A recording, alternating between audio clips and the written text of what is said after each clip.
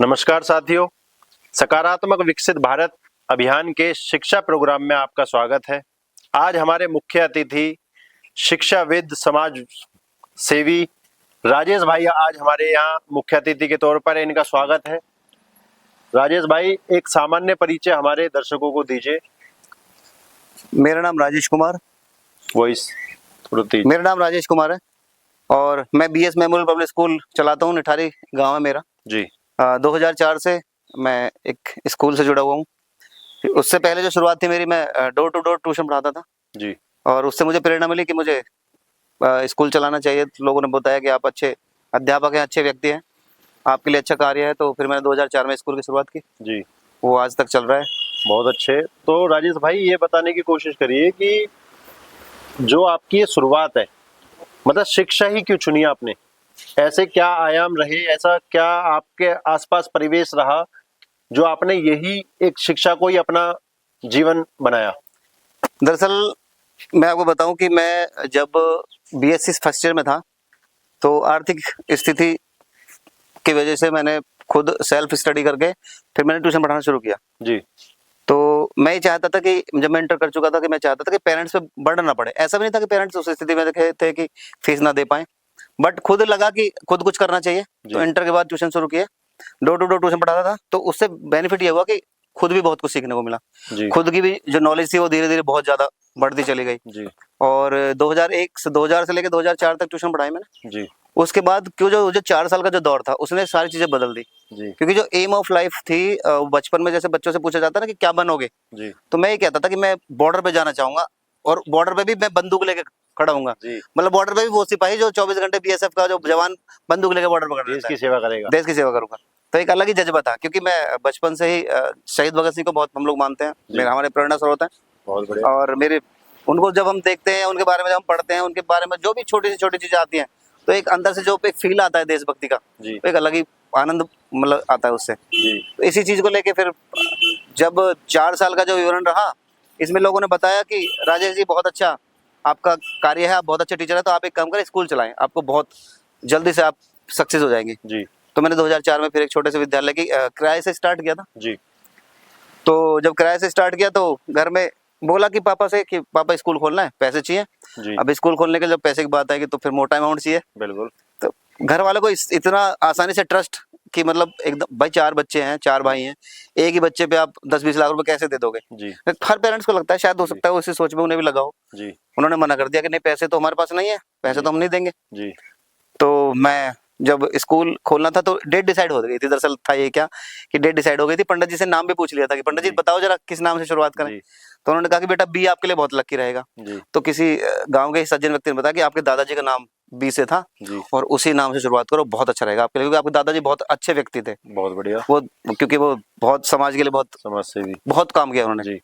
अंग्रेजी हुकूमत के टाइम पर उन्होंने बहुत नाम था उनका, दादाजी का मैंने बहुत नाम सुना है पूरे समाज में। तो जब स्कूल शुरुआत हुई तो पैसे की बड़ी दिक्कत आई। स्कूल की शुरुआत नाम तो सोच लिया, लेकिन जब पैसों की दिक्कत आई तो फिर दोस्तों, उस समय एक दोस्ती का एक मतलब समझते थे कि हाँ बचपन में कि भाई दोस्ती किसे कहते हैं। लेकिन मैं टचवुड बहुत सौभाग्यशाली हूँ कि मेरा दोस्त भी एक है, लेकिन वो शेर की तरह। बहुत बढ़िया। उस दोस्त ने आगे हाथ बढ़ा के मुझे घर से लेके चला गया था। मैं रो रहा था 4 दिन से। वाह। कि मैं स्कूल खोलूंगा क्योंकि हम लोग डेली मिलते थे। तो उन्होंने कहा कि 4 दिन से राजेश नजर नहीं आया, कहाँ चला गया? तो वो घर गया, उसने पूछा पापा से कि अंकल वो राजेश नहीं दिखाई दे रहा। वो ऊपर है, रो रहा है 4 दिन से, पता नहीं जिद करे बैठा स्कूल खोलनी है। वो ऊपर गया, उसने हाथ पकड़ा मेरा, और हाथ पकड़ के जब दोस्त ने मुझे कहा कि चल मेरे साथ, तो रोना आ गया बहुत जोर से। क्योंकि जब कोई फीलिंग्स पे वो हाथ रखता है ना एकदम कि अरे कोई बात नहीं, तो और ज्यादा अंदर से सुबह मैं और ज्यादा रोने लगा। उसने मुझे गले लगाया, उसने कहा कि चल तू दुकान पे चल रहा है। वो दुकान थी उनकी उस समय परचूने की। उसने कहा क्या बात हो गई? मैंने कहा यार स्कूल खोलना है। जी। फिर बस इतनी सी बात है। मैंने कहा इतनी सी बात नहीं, बहुत बड़ी बात है। क्या हुआ, कितने पैसे चाहिए? जी। मैंने कहा यार बता तो रहे हैं कि मैंने एवरेज लगाया कि 50-60 हजार रुपए चाहिए। एक काम कर, मेरे पास 72 हजार रुपए है, काम चल जाएगा? मैंने कहा इतने में तो मैं लटकाट दूंगा। जी। उन्होंने 72 हजार रुपए दिए। उस 72 हजार से आज मैंने इतना बड़ा सेटअप तैयार किया। उस 72 आज मेरे पास वो 72 हजार ना होते, मेरे पास अगर वो शेर जैसा दोस्त ना होता, शायद आज जहाँ मैं बैठा हुआ ना होता। जी राजेश भाई, ऐसे शेर का आज वर्तमान समय की जो परिदृश्य है हमारा, ऐसे शेर का नाम भी बताएं कि उस शेर का नाम क्या है? मेरे उस शेर का नाम है सुनील अम्बावत। बहुत बढ़िया। सुनील कुमार हैं, वो बहुत अच्छे मित्र हैं जी। बहुत बहुत धन्यवाद कि आप एक उदाहरण पेश कर रहे हैं आने वाले भारत के लिए। आप विकसित भारत के उदाहरणों में से, इतिहासों में से एक नाम आपका रहेगा कि आपने डूबते हुए सूरज को उगाने का काम किया है। हमारे गुरुजी कहते थे बेटा 100 शेर ना पाले 1 शेर पाले, तो वो कहावत मेरे लिए 20 साल पहले बिल्कुल सही रही कि मेरा एक शेर जैसा दोस्त मेरे लिए कहते हुए खड़ा हो गया उस समय। बिल्कुल बिल्कुल। तो राजेश भाई बहुत अच्छा रहा आपका ये सफर, बहुत चुनौतियों भी रहा होगा। बहुत चुनौतियां रही। तो हम चुनौतियों पर बात करें कि किस तरीके की चुनौतियां आपने फेस करी है। जैसे आज की डेट में कोई स्कूल चलाना चाहे तो उसको किन बातों का ध्यान रखना चाहिए, और आपने क्या क्या चुनौतियां देखी और इसको समाज के सामने शेयर किए। श्रीमान जी, मैं सबसे पहले तो ये बताना चाहूंगा कि जैसे ही हम लोग किसी भी चीज को शुरुआत करना चाहते हैं तो लोग सिर्फ एक ही नजर से देखते हैं कि ये एक नया व्यापारी आया मार्केट में। जी। जब मैंने स्कूल खोलने की जो सोची थी और जब सेटअप तैयार करके जमीन पे लेके आए तो सभी को ये लगा कि ये भी एक नया व्यापारी आ गया। जी। लेकिन पता नहीं, ये बिल्कुल सच है कि मैंने अपने इस विद्यालय को 21 साल पहले से लेकर आज 21 साल बाद भी मैंने उसको कभी व्यापार नहीं बनाया। बहुत बढ़िया, बहुत अच्छा। और मैं इसको इसलिए प्राउडली कह सकता हूँ कि मैंने उस दौरान से लेकर आज तक 21 साल में कितने बच्चे ऐसे होंगे जो शायद अगर राजेश ना होता और बीएस स्कूल ना होता शायद बेचारे वो कभी पढ़ नहीं पाते। जी। मैंने ऐसे बहुत सारे बच्चे इस 21 साल में निकाले हैं जो टूट चुके थे, जिनके सपने टूट चुके थे कि हम कभी पढ़ पाएंगे। जी। अच्छा, जैसे कंपटीशन रहता है जब भी क्षेत्र में एक नया काम करने की सोचते हैं और इस समाज में हम रह रहे हैं तो काम भी यहीं किया जाएगा, तो ये तो हो गया एक पॉजिटिव पॉइंट कि ऐसे दोस्त, ऐसा मित्र भी है शेर की तरह। पर कुछ लोग तबका समाज में ऐसा होता है जो अवरुद्ध करता है दूसरे की प्लानिंग को, और कोई बेहतर काम करने की सोच लेकर आता है, तो तब जाके कुछ ये बहुत महत्वपूर्ण हो जाता है। ये आपने बिल्कुल सही कहा, ये सारी चीजें सभी के साथ होती है, मेरे साथ भी हुई। लेकिन मैं आपको बता दूं, कोई भी व्यक्ति जब समाज में कोई भी चीज शुरुआत करता है, अगर उसकी विचारधारा कुछ अलग होगी, सबसे अलग होगी, और आपके अंदर समाज हित और देश हित की भावनाएं होंगी जी, तो मैं ये कह रहा हूँ कि आप कितनी चुनौती आ जाएं कभी आपको रोक नहीं पाएंगे। बहुत अच्छे। मेरा जो ना रुकने का शायद सबसे बड़ा रीजन यही रहा कि मेरे से पहले उस समय 22 स्कूल ऑलरेडी चल रहे थे। 22 के बाद ये 23वां स्कूल मेरा था जी। और मेरे दौरान इस 21 वर्ष के दौरान 2 स्कूल बंद हो गए जी। और उनकी अपनी खुद की नीतियां रही जिसके कारण वो बंद हो गए। तो मतलब मैं ये कह रहा हूँ कि जो समाज हित और देश हित के लिए शायद जो भावनाएं रही अंदर से वो नेचुरली है, या तो पेरेंट्स ने हमें जो विचार दिए, हमारे गुरुओं ने जो दिए, वो उसी की देन है, और अंदर से एक भावना समाज में कुछ अच्छा करने की, और जो समाज में कोई भी कष्टदायक होती है ना चीजें, वो क्लिक कर जाती हैं जी। इसलिए कभी वो चीजें नहीं सोची। और लोग सिर्फ ये बिजनेस सोचते हैं कि मतलब एक को 1 लाख को 2 लाख कैसे किया जाए, 2 लाख का 4 लाख कैसे। मैंने उस चीज पे तो कभी सोचा ही नहीं करा। मैंने तो सिर्फ एक बात की कि मेरे यहाँ 2 बच्चे हैं, मैं उनको कामयाब कैसे करूँ, मैं उनका कैरियर कैसे बनाऊं, मैं उन्हें ऐसी शिक्षा दूं कि वो कल को समाज में खड़े हो जाए, तो जहां से शुरुआत हो खड़े हो जाए, वहां से लाइन लग जाए, वहां से शुरुआत कर दे अपने जीवन में। अपना परिवार वो कम से कम ऐसा स्ट्रॉन्ग कर ले कि कम से कम वो जीवन में कभी पीछे ना हटे। दोस्तों, मित्रों, ये राजेश भाई के द्वारा जो बातें करी जा रही हैं, जो इनका व्यक्तित्व हमें ये एक ज्ञान देता है कि हमारे सामने 2 रास्ते हैं। एक बिजनेस को लेके जाता है जिसकी कोई समाप्ति नहीं है, सिर्फ पैसा ही पैसा वहां सर्वोपरि है, और दूसरी तरफ वो ऐसे दौर में रहते हुए भौतिकवाद की चरम सीमा की तरफ जब हम जाते हैं, उसी दौर में रहते हुए वो सेवार्थी के रूप में अपने कार्य को आगे लेके आते हैं। चुनौतियां सामने आती हैं, पर चुनौतियां, वो ईश्वर, वो दिव्य शक्ति उन चुनौतियों को खत्म करते हुए उनको सफलता की तरफ आगे ले जाते हैं। बहुत अच्छे। तो आप ये बताइए कि ऐसी महंगाई में आप किस तरीके से अपने स्कूल को चला पा रहे हैं? आपने क्या फीस निर्धारित कर रखी है बच्चों की, और साथ ही साथ कैसा कंपटीशन रहता है कि जब एक अपर स्कूल आसपास चल रहे होते हैं, वहाँ महंगी फीस देखी जाती है और वहां पर भी बच्चे जा रहे होते हैं, और आपके स्कूल में भी बच्चे आ रहे हैं, तो इसको थोड़ा सा समझाने का प्रयास कीजिए कि माता पिता के पॉइंट ऑफ व्यू से, अभिभावकों के पॉइंट ऑफ व्यू से, कि वो किस तरीके से देखते हैं इन चीजों को। देखिए, अगर मैं अभिभावक के नजर से बताऊं तो हर अभिभावक यही चाहता है कि मेरा बच्चा पढ़ के कामयाब हो जाए। जी। कई बार अभिभावक बहुत सारी परेशानियां झेलते हैं, लेकिन फिर भी उनकी जो सोच होती है, उनकी पहली प्रायोरिटी रहती है कि चाहे भले ही मैं भूखा हूं, लेकिन मेरा बच्चा कैसे इतनी शिक्षा प्राप्त कर ले कि कम से कम वो अपने आप को कल को सर्वाइव कर ले समाज में, देश में। जी। इसीलिए हम लोगों को परेशानी इसलिए नहीं होती कि उसी सोच से तो हम चल रहे हैं और उसी सोच से पेरेंट्स है। पेरेंट्स कभी ये नहीं चाहता कि मेरा बच्चा ना पढ़े, भले ही पेरेंट्स अनपढ़ रहा हो, भले ही पेरेंट्स किसी भी स्थिति में ना पढ़ पाया हो, लेकिन हर पेरेंट्स ये सोचता है कि मेरा बच्चा पढ़ ले। तो उसी चीज को लेके, उसी पॉजिटिविटी के कारण हम लोग सक्सेस हो जाते हैं, क्योंकि हम लोग जिस सोच से आए थे समाज में और जिस सोच से हम लोग इस ग्राउंड लेवल पे हम लोग एजुकेशन के फील्ड में आए थे, उसका हमें बेनिफिट मिल जाता है। और जो बाकी, मैं ही नहीं कह रहा सभी लोग लालची हैं, लेकिन मोस्टली लोग जो किसी भी एजुकेशन का स्टार्टअप, ये एक एजुकेशन एक सही में बताऊं बहुत बड़ी सेवा है। ये समाज का और देश की सबसे बड़ी सेवा है। अगर इसको व्यापार का नाम ले जाए तो अगर आज तो व्यापार बन गया। आज आप देखिए ना 11-11, 15-15 हजार फीस का क्या मतलब है? वो कोई शिक्षा है? आज पेरेंट्स हमसे उम्मीद करता है, हम 400 रुपए लेते हैं, लेकिन हमसे वो इतनी उम्मीद करता है कि हाँ उनके बच्चों को हम कितनी अच्छी शिक्षा देंगे, और वो आके हमसे उस बात के लिए मतलब बातें करता है, डिस्कशन करता है, चीजें बताता है, 4 चीज अच्छी बताता है, अपने बच्चों की 4 कमियां भी बताता है कि सर इसमें आप सुधार करेंगे, और हम करते भी हैं, ऐसा नहीं है। बहुत सारी चीजें आती हैं, बहुत सारी चुनौतियां। आज की डेट में आप देख रहे हो युवाओं में नशे का कितना बड़ा, आप सोच नहीं सकते कि सोशल मीडिया। मैं तो जिस दिन स्कूल के फील्ड में आया उस दिन मुझे पता लगा कि बच्चों में कैसे कैसे नशे हैं, जबकि मैं जीवन में मैंने आज तक कोई नशा नहीं किया। मैंने आज तक अपने दोस्तों को कभी धूम्रपान को जला के ये नहीं दिया कि लो इसे शेयर कर लो, नहीं, कभी जीवन में नहीं। लेकिन मैंने देखा है कि बच्चे किस किस तरह के नशे कर रहे हैं। आज वर्तमान समय में बहुत बुरा, बहुत चुनौतियां, युवा पीढ़ी के सामने बहुत सारी चुनौतियां हैं। बच्चों को नशे से बचाना है, उसके बाद बच्चों को अच्छी शिक्षा देनी है, कम रिसोर्सेज में देनी है, कम फीस में देनी है। राजेश भाई, सोशल मीडिया भी एक तरीके का सामने जो आ रहा है, वो भी कहीं ना कहीं परेशानी युवाओं के सामने। सोशल मीडिया तो मैं बता दूं, युवाओं को इन्होंने बिल्कुल बेकार कर दिया है। सोशल मीडिया और सबसे बड़ा दौर जो कोविड का जो 1 साल रहा, उसमें जो ऑनलाइन क्लासेस चली ना, और ऑनलाइन क्लासों के नाम पे जो लूट चली है, उसने बच्चों को मोबाइल और लैपटॉप के प्रति और सोशल मीडिया के प्रति इतना कनेक्ट कर दिया है, बल्कि गुलाम बना लिया है एक तरीके से। मैं अगर ये भी कहूँ तो कोई बुरा नहीं है। एक मिडिल क्लास माता पिता अपने बच्चों के लिए, मैंने सुना था उस दौर में कि 2-2 बच्चों के लिए अलग अलग फोन दी थी, भैंस बेच के लोग मोबाइल लेके आए बच्चों को ऑनलाइन क्लास कराने के लिए, बताइए। तो इस तरीके की स्थिति, इस तरीके की सोच है स्कूल वालों की। लेकिन उस दौरान में भी हमने 1-1 साल बच्चों की फीस छोड़ दी है। कोविड के टाइम पे भी 1-1 साल हमने बच्चों की पूरी फीस बच्चों की छोड़ दिया कि चलो कोई नहीं, सोचेंगे कि एक सेशन 0 हो गया। तो मतलब हमारा मोटिव ये नहीं रहा कि एजुकेशन को लेके हमें सिर्फ और सिर्फ अपनी जेब भरनी है। हमारा मतलब हम जिस काम के लिए आए उस काम कर रहे हैं, संतुष्टि है, अच्छा लगता है, दिल को भी संतुष्टि है कि हम लोग समाज और देश के लिए सही काम कर रहे हैं। जैसे आजादी से पहले या आजादी के समय के दौर में लोग एक पेड़ के नीचे भी बैठकर बच्चों को शिक्षा देते थे, और वहां के रिजल्ट बहुत बेहतरीन है। और मुझे ऐसा लगता है कि जो अभी जो तबका ऊंचे लेवल पे है वर्तमान में, वो कहीं ना कहीं उस शिक्षा का परिणाम ही है।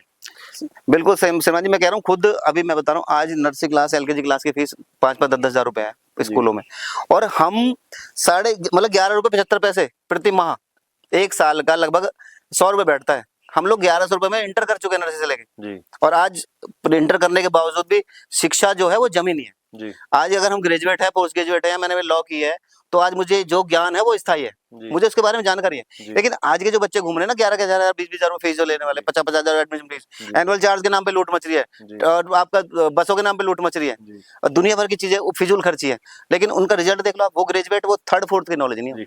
बताते हैं राजेश भाई की जैसे आने वाले समय की मांग है कि AI है, और साथ ही साथ काफी सारी नौकरियों को पर चुनौती आने वाली है, तो बताते हैं कि युवाओं में कौशल हम दे पाएंगे तो वो कहीं ना कहीं आने वाले भारत के निर्माण में महत्वपूर्ण भूमिका निभाएंगे। तो कौशल के नाम पर क्या आप दे पा रहे हैं बच्चों को, और साथ ही साथ उन बाकी स्कूलों से क्या आप हटके अलग दे पाएंगे कौशल? जो स्किल्स पर जब बच्चा काम करेगा तो उसे नौकरी की जरूरत नहीं होगी, वो अपने स्किल्स में ही, जैसे आप योग हो गया, बाकी एक्टिविटीज हो गई, तो जिससे कि बच्चा कहीं ना कहीं उस पे काम करके अपने रोजगार पैदा कर सके और खुद भी अपना सहज जीवन जी सके। मैं श्रीमान जी आपको बता दूं कि देखिए, सामाजिक परिवर्तन होते हैं, ये आप भी समझते हैं, हम भी समझते हैं। हमारा अभी आपने एग्जांपल दिया कि एक दौर था कि जब पेड़ के नीचे भी बहुत अच्छी शिक्षा प्राप्त की जाती थी। अब देखो, जो कौरव थे, उन्होंने द्रोणाचार्य जी ने कितनी अच्छी शिक्षा दी, एक से एक महारथी उन्होंने पैदा किया, वही पेड़ के नीचे। सिर्फ वो साधारण से धोती और कुर्ते में उन बच्चों को शिक्षा मिली। लेकिन जो आज का सामाजिक परिवर्तन है, मैं समझ रहा हूँ कि आज कंप्यूटर का बहुत बड़ा दौर है, चीजें चेंज हुई हैं, आज कंप्यूटर से सारी चीजें हो रही हैं, तो मैं समझ रहा हूँ कि आज कंप्यूटर शिक्षा बहुत जरूरी है। लेकिन AI के नाम पे ऐसी चीजें कि चीजें बदलेंगी, ऐसा नहीं है। योग है, योग बहुत अच्छी चीज, मैं योग को बुरा नहीं कह रहा, कि योग आज का नहीं है, योग तो हमारा प्राचीन प्राचीन काल से चला रहा है, क्योंकि हमारे जो ऋषि मुनि संत महात्मा हमारे बुजुर्ग जो थे वो सब योग से जुड़े हुए थे, योग ही करते थे जी और कई कई वर्षों तक भूखे प्यासे तपस्या करते थे, तो योग की शक्ति थी। जी वो चीजें सही हैं, लेकिन आप सिर्फ एआई के नाम पे आप सोचे कि बच्चों को एक नई नई चीजें दे पाएंगे, वो अलग है। लेकिन जैसे सामाजिक परिवर्तन हो रहा है और वर्ल्ड वर्ल्ड के हिसाब से, जो विश्व के हिसाब से आज जो जरूरत है, उन चीजों में परिवर्तन करना ठीक है, सामाजिक शिक्षा में परिवर्तन करना ठीक है, लेकिन एकदम इतना परिवर्तन हो जाए कि मतलब फीस के नाम पे लूट मच जाए जी और संसाधनों के नाम पे बिल्कुल एकदम एसी, स्कूल की जगह एसी लग जाए, तो ये चीजें बच्चों को पढ़ने के लिए नहीं कभी प्रेरित करेंगे। जी वो ये समाज में एक डिफरेंस पैदा कर रही है, डिफरेंस पैदा बहुत ज्यादा डिफरेंस पैदा जी कर रही जी जी। तो आप अपने स्कूल में कितने ऐसे बच्चों को सेवा के तौर पर कार्य कर रहे हैं जो विदाउट फीस आप पढ़ा पा रहे है। हैं? श्रीमान जी देखिए, कुछ लोग तो शायद हो सकता है आज हमारी वीडियो देख के ये भी कहेंगे कि अरे ये लोग सिर्फ बड़ी बड़ी बातें करते हैं, बिल्कुल। लेकिन अगर जेन्युइन चीजें हैं, अगर इन बातों को ऑथेंटिक देखना हो, तो मैं ये चाहूंगा कि आपके ही माध्यम से कहना चाहूंगा, जिस सज्जन को रियल में अगर उनकी नजर में भी कोई ऐसा व्यक्ति हो और ऐसा कोई बच्चा हो जो इस लायक ना हो कि वो पढ़ पाए, तो उसके लिए आप मेरे पास, आप मेरा कॉन्टैक्ट नंबर 9899619040 आप मुझे कॉल करें, उस बच्चे को मेरे पास भेजें। मैं 50 से 60 बच्चे हर साल इस तरह के बच्चे पढ़ाता हूँ जिनके पेरेंट्स या तो मोस्टली फादर नहीं होते, जी। तो पिलर जो है वो जी। घर का टूट जाता है, जी या तो उन बच्चों के पेरेंट्स नहीं है या मदर फादर दोनों ही नहीं है। ऐसे ही बच्चे हैं मेरे यहाँ लगभग 18-20 जिनके पापा मम्मी दोनों ही नहीं है, जी। जिनको स्कूल उन्होंने सिर्फ लिस्ट बना के और मोटा अमाउंट हिसाब बना के 30-35 हजार बैलेंस करके उन्होंने स्कूल से बाहर कर दिया कि जब ये फीस जमा कराओगे तब आप स्कूल आओगे। जी जी तो ऐसे बच्चों को घर से जा जाके मैंने लाके अपने यहाँ मतलब शिक्षा दी है। एक चांदनी नाम की लड़की थी जो कोविड के बाद 2023 में मुझे मिली, किसी के माध्यम से किसी ने बताया कि एक चांदनी नाम की बेटी है, वो किसी स्कूल का नाम नहीं मैं लेना चाहता हूँ ऑन कैमरा, अच्छा नहीं लगता, कि उसी स्कूल में पढ़ती थी, उन्होंने उसको स्कूल से बाहर कर दिया पैसों के कारण। क्यों? उसके पिताजी एक्सपायर हो गए और उनकी जो माता जी थी वो उनका कैंसर है, वो मतलब बेड पे है, तो अब भी बेड पे है, वो 3 साल हो गए। तो उस बेटी को मैंने बुलाया और आज वो बेटी पूरी क्लास में टॉपर है 2 साल से। जी तो हमें बड़ा अच्छा फील होता है कि हम जिस बच्चे को लेके आए कम से कम वो बच्चा भी बहुत धुरंधर है, बहुत और हम कल को हमारा नाम रोशन करेंगे बच्चे। बिल्कुल करेंगे जी, इतिहास में नाम लिखा जाएगा आपका इन कामों के लिए। मित्रों, आप अभी कुछ पिछले समय की एक खबर है, द्वारका में DPS school, Delhi public school में एक प्रिंसिपल के द्वारा बच्चों को फीस न जमा करने के कारण एक कमरे में बंद कर दिया जाता है। वो मानसिकता डीपीएस स्कूल की है। और आज हमारे सामने जो हमारे मुख्य अतिथि के तौर पर आए हुए हैं राजेश भाई, ऐसे समाज में ऐसे भाई, ऐसे लोग, ऐसे टीचर, ऐसे मैनेजमेंट वाले लोग भी हैं। बस हमें अपनी आंखों को खुला रखना है कि व्यापार कहाँ चल रहा है और सेवा कहाँ चल रही है। सेवा में और व्यापार में अंतर है। ये रिस्पॉन्सिबिलिटी कभी सरकार की केवल अकेली नहीं रह सकती, ये हम सबकी रिस्पॉन्सिबिलिटी भी है कि हम अपनी आंख खोलें और देखें कि हमारे लिए सेवा के लिए कौन काम कर रहा है या व्यापार के लिए कौन काम कर रहा है। क्योंकि हम एक लोकतंत्र देश के अंतर्गत आते हैं और लोकतंत्र देश में जनता ही जनार्दन है। जब तक हम अपनी आंखों को नहीं खोलेंगे तब तक शिक्षा का अभाव और शिक्षा का मिसयूज होना तय है। बिल्कुल, बहुत बढ़िया लगा राजेश भाई, और आपकी ऐसी सोच और ऐसा सेवार्थ आपके अंदर जो है ये ईश्वर हमेशा कायम रखे, हमेशा आपको आगे लेके जाए। अच्छा राजेश भाई, आप ये बताइए कि भविष्य में आप शिक्षा को किस तरीके से, किस नजरिए के तौर पर देखना चाहते हैं कि शिक्षा में ये तो होना ही चाहिए, जो आज कमियां हैं या जो आज सबसे बड़ी कमी, तो आज मैं आपके चैनल के माध्यम से सरकार को भी मैं हाथ जोड़कर निवेदन करना चाहूंगा कि ये जो बेलगाम विद्यालय जो होते जा रहे हैं, जो मन चाहे जब चाहे जितनी लिमिट वो चाहे फीस बढ़ा देते हैं, एक तो इस पे सरकार को जरूर ध्यान देना पड़ेगा, वरना जो आज स्थिति विस्फोटक होती जा रही है ना, एक वो परमाणु बम की तरह फट जाएगी एक दिन और हमारे बच्चों को शिक्षा नहीं मिल पाएगी। और ये सब व्यक्ति जानते हैं कि बिना शिक्षा के एक व्यक्ति बिल्कुल जानवर के समान है। शिक्षित व्यक्ति सारी चीजें समझता है, उसे सब चीजों की नॉलेज होती है, हमारे समाज की, इतिहास की, हमारे प्राचीन चीजों की, बहुत सारी चीजें हैं। जो कि मेरे स्कूल का नाम बीएस मेमोरियल पब्लिक स्कूल है, जिसमें मैं खुद ऐसी शिक्षा देता हूँ जमीनी, क्योंकि अगर शिक्षा मिले बच्चों को तो कम से कम शिक्षा दिखनी चाहिए उनकी बॉडी लैंग्वेज से। तो मैं ये सरकार से निवेदन करना चाहूंगा कि ऐसे चीजों पे जरूर लगाम कसने की जरूरत है, वरना आने वाले साल 2 साल में जो मंथली फीस है वो 20-20 हजार रुपये क्रॉस हो जाएगी और एक सामान्य इंसान, शायद मुझे लग रहा है फिर वो ईमानदारी से अपने बच्चों को कभी नहीं पढ़ा पाएगा।